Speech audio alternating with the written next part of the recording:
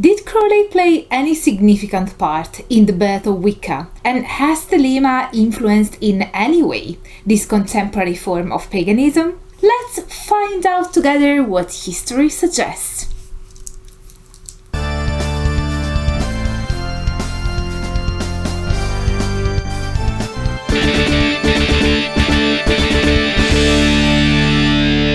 Hello everyone! I'm Dr. Angela Puca and welcome to my Symposium. I'm a PhD and a university lecturer, and this is your online resource for the academic study of magic, paganism, esotericism, shamanism, and all things occult. As Ronald Hutton, source of this video's content, explains, both the origins of Wicca and the role played by Crowley are controversial matters and remain quite uncertain, as the research on topic is scant and somewhat insufficient to have one definite and conclusive answer. However, I can present to you some historical evidence we have and the main theories around the relationship between Crowley and Wicca. We know from Crowley's diary that he and Gerald Gardner met for the first time on May Day 1947, when Gardner visited the older man in his boarding house, his retirement home at Hastings.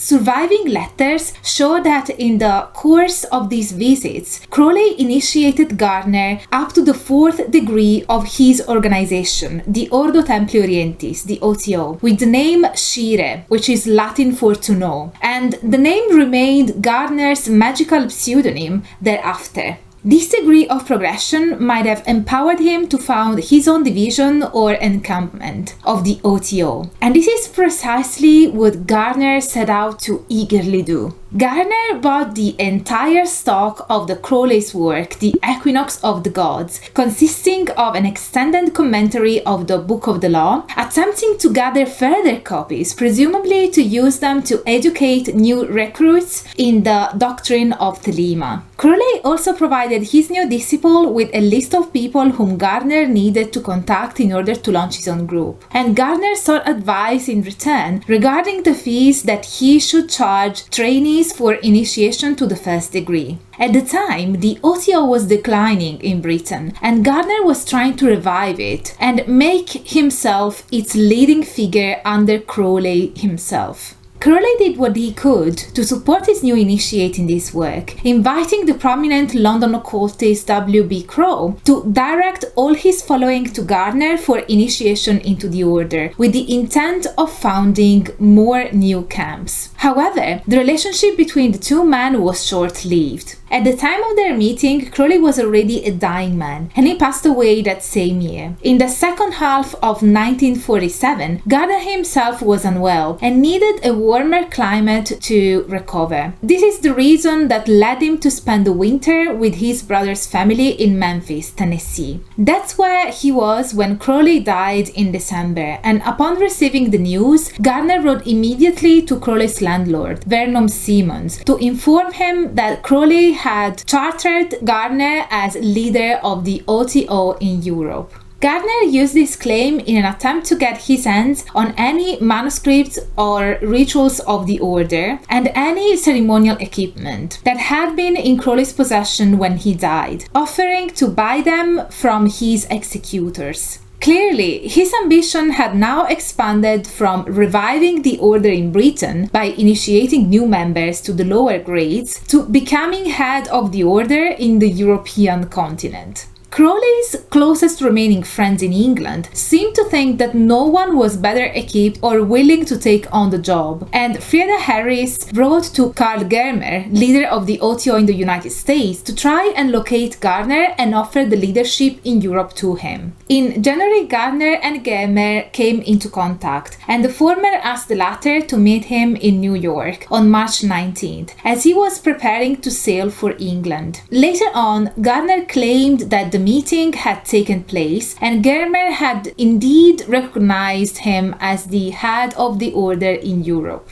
Gardner's primary interest was obtaining rituals rather than understanding and articulating a theoretical structure to accompany them. In the letter to Simmons, he confessed that he had never come into possession of scripts for any of the order's ceremony above the fourth, and these lower grade workings entailed very little.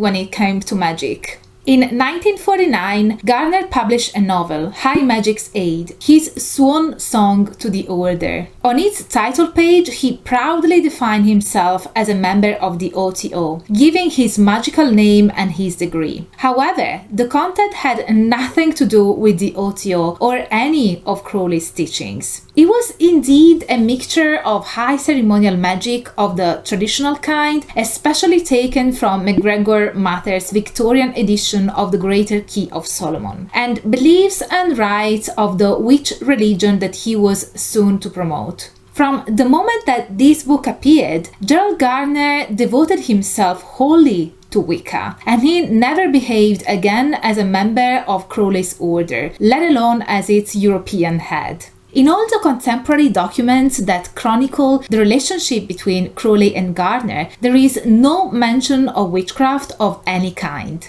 By 1950, however, in his letter to Simmons, Gardner told a story of a meeting with Crowley that he would henceforth repeat regularly in various forms. By this date, he was starting to promote his witch religion, and he claimed that Crowley was very interested in the witch cult and had some idea of combining it with the order, but nothing came of it. 10 years later, in his ghosted autobiography, Gardner added a substantial detail to the story, saying that Crowley had asserted that he would not himself enter the witch religion because he refused to be bossed around by a damn woman. The reason being that Wicca is centered upon a high priestess. Crowley, in Gardner's story, had also struggled to understand the lack of financial profit in Wicca. This account was later repeated by Arnold Crowther. Although it is not clear from the published evidence that Crowley made the alleged comment on the first meeting when Arnold was present as a witness, or during later visits that Gardner paid to him alone.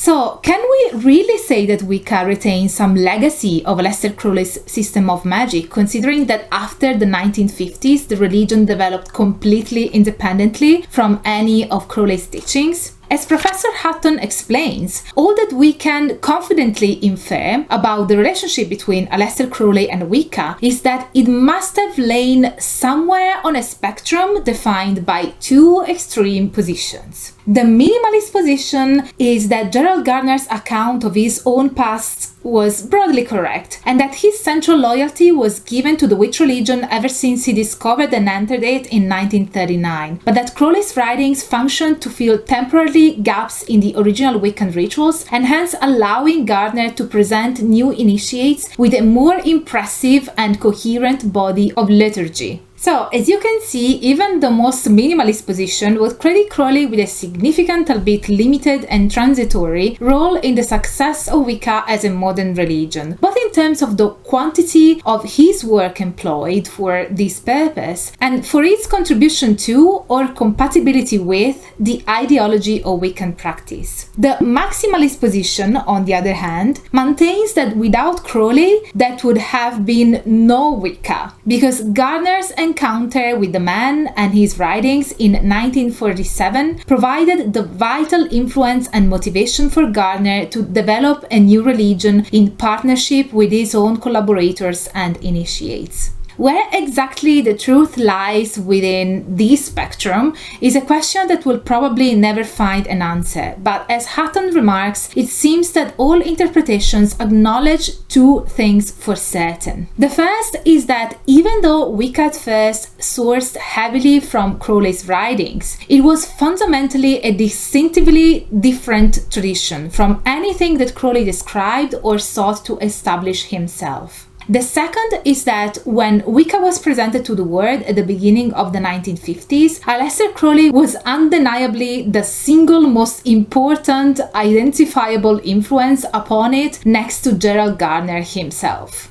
So this is it for today's video. What are your thoughts on the relationship between Crowley and Wicca? Do you think we would still have this very popular contemporary pagan tradition without Crowley? And do you have anything to add to the conversation?